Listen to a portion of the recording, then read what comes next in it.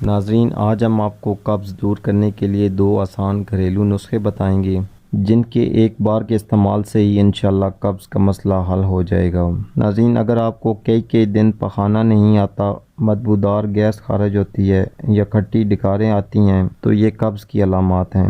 قبض رہنے کی وجہ سے آپ کو کئی طرح کی بیماریوں کا سامنا کرنا پڑ سکتا ہے، جن میں جگر کا خراب ہونا، چہرے پر ایکنی، کیل مہاسے، خون میں خرابی، پیٹ میں درد رہنا، سر میں درد ہونا جو کسی بھی میڈیسن سے ٹھیک نہ ہو، نظر اور یادداشت جلد کمزور ہو جاتی ہے، وقت سے پہلے ہڈیوں اور جوڑوں میں درد ہونا شروع ہو جاتا ہے، پٹھوں کا کھچاؤ رہتا ہے، نس پر نس چڑھ جاتی ہے۔ یہ تمام تر بیماریاں قبض ہونے کی وجہ سے ہو سکتی ہیں، اس لیے قبض کو بیماریوں کی جڑ کہا جاتا ہے۔ اس لیے قبض کے مریضوں کو چاہیے کہ وہ جلدی سے جلدی اس کا علاج کروائیں اور اس کو نظر انداز نہ کریں۔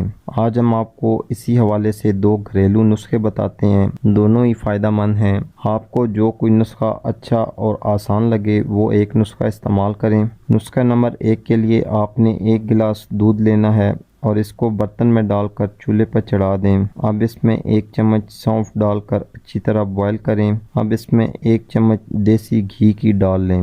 اگر دیسی گھی نہ ملے تو اس کی جگہ روغن بادام یعنی بادام کا تیل 1 چمچ ڈال سکتے ہیں۔ اس کو اچھی طرح ہلا کر نیم گرم پی لیں۔ یہ نسخہ آپ نے رات کو سونے سے پہلے استعمال کرنا ہے۔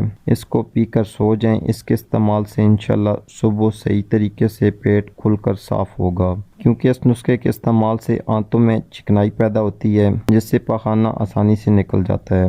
قبض آنتوں کی خشکی کی وجہ سے ہوتی ہے۔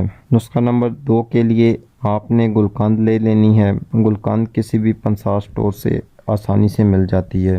یہ گلاب کی پتیوں سے تیار کی جاتی ہے۔ آپ نے 3 سے 4 چمچ گلقند چبا کر اچھی طرح کھا لینی ہے۔ اس کے ساتھ آپ نے دودھ یا پانی کا استعمال نہیں کرنا۔ اس کو آپ کسی بھی وقت استعمال کر سکتے ہیں۔ اس کے استعمال کے تھوڑی دیر بعد ہی انشاءاللہ پیٹ کھل کر صاف ہو جائے گا۔ تو آج کے لیے اتنا ہی ناظرین، امید کرتا ہوں آج کی ویڈیو آپ کے لیے فائدہ مند ثابت ہوگی۔ اسی کے ساتھ اجازت چاہتا ہوں۔ اللہ حافظ۔